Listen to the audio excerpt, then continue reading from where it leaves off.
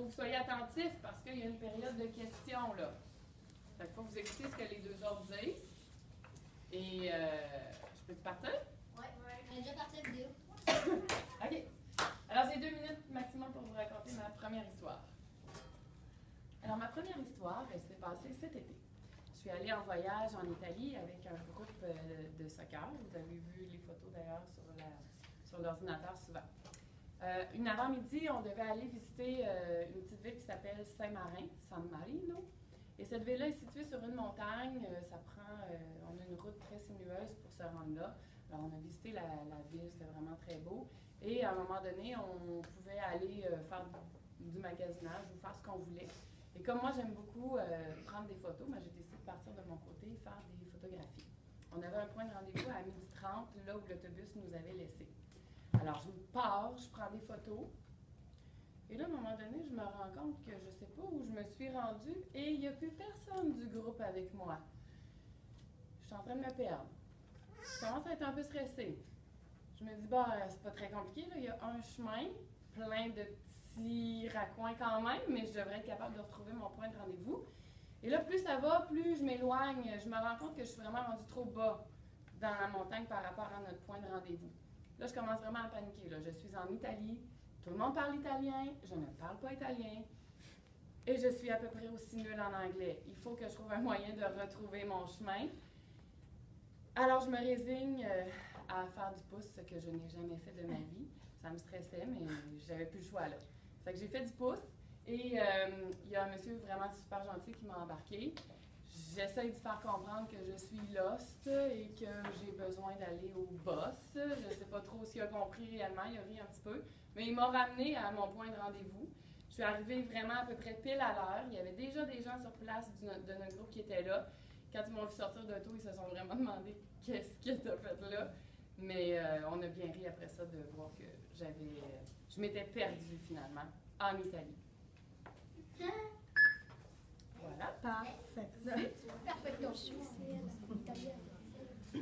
au tour de Pamela. C'est vrai que t'as mis à... C'est parti. Donc, moi, ça s'est passé il y a 10 ans. J'avais 12 ans, j'étais en première année du secondaire. Ce qui s'est passé, en fait, c'est que ma famille, à chaque fin d'année, quand on était au secondaire, ils nous disaient « Si vous avez un beau bulletin, on vous donne un petit cadeau. » Puis là, on se forçait pour des bonnes notes. Là, à la fin de l'année scolaire, mon frère, ma soeur et moi, on avait un beau bulletin. Parfait, on vous amène voir le Cirque du Soleil. Puis on était vraiment contents. En plus, c'était à Québec, c'était pas trop loin. Donc, on se prépare, on va à Québec. On arrive sous la tente du Cirque du Soleil, grosse tente jaune et bleue, superbe, c'est vraiment impressionnant. On entre à l'intérieur avant le spectacle, puis il y a comme des saltimbanques un peu partout qui t'amusent en attendant que le spectacle commence. Donc, moi, je vais à gauche, il y a un spectacle de magie. Je regarde ça, je suis vraiment émerveillée. Puis, du coup, je me rends compte que mes parents, ils sont plus là.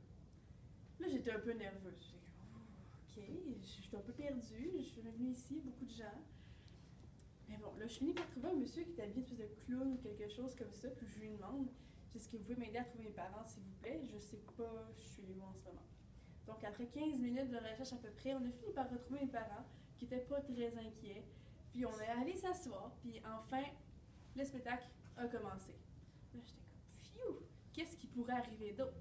Rien. Là, le spectacle commence. Puis, tout va bien. Puis, du coup, il arrive une petite personne de petite taille sur la scène. Puis, je me dis, est-ce que c'est voulu? Je sais pas. Alors là, tout d'un coup, il sort des géants ballons d'hélium, accrochés après la ceinture de la personne, lance dans le public. Là, ça tombe sur moi. Donc, sur moi, j'avais un humain avec des ballons. Et moi, je savais pas quoi faire. Alors, je l'ai lancé. Alors, j'ai lancé la personne dans la foule. Puis, du coup, lancé, c'était devenu une espèce de ballon de plage humain. Et c'est comme ça que le spectacle a continué aussi. Donc, c'était drôle. Oui? Bon, oui, Valérie. OK. Alors, moi, j'habite pas très loin d'ici. Je viens presque toujours travailler à pied. Mais un matin d'hiver, il y a à peu près 2 ans, j'étais en retard ce matin-là et je décide de prendre ma voiture. Je me suis dit, ça va aller beaucoup plus vite aller travailler avec ma voiture, étant donné que je suis déjà en retard. J'arrive à ma voiture, je démarre mon auto et je recule pour sortir de ma cour et prendre la rue. Et là, toutes les lumières sont allumées dans mon tableau de bord. L'auto fait un drôle de bruit, le moteur coupe, là, ça fait pout, pout, pout, pout. Là, je m'en vais avec ça. Et je comprends pas parce que ma voiture, il y a 2 ans, était presque neuve. Elle avait juste 2-3 mois d'usage. J'arrête mon auto sur le bord de la route parce que je ne pouvais pas avancer avec ça. Elle avançait presque plus. Et je me dis, bon, je vais regarder le moteur. Tout le monde regarde le moteur quand l'auto ne fonctionne pas bien. Je décide d'ouvrir le capot et ce que je vois, il y a une espèce de gros rat qui est sur le moteur de mon auto et qui me regarde. Là, moi, je ne m'attends pas à voir ça. Je fais un super gros saut. J'échappe le capot ferme. Là, je suis sur le bord du chemin et je me dis, bon, qu'est-ce que je vais faire avec ça? Je connais rien là-dedans. Et là, je réfléchis et tout ça, puis je vois le rat sortir en dessous de mon auto, puis il saute sur le bord du chemin, puis il s'en va comme ça. Mon auto ne peut pas repartir. J'appelle pour faire remorquer mon auto à un garage et tout ça. Le garagiste m'appelle au courant de la journée et il me dit que le rat s'était installé dans mon auto et avait rongé tous les fils de mon moteur et qui avait fait des dégâts dans mon auto pour environ 1500-2000 $. Alors, ça coûtait vraiment très cher pour faire réparer mon auto que le rat avait mangé. Voilà. Méchant rouge.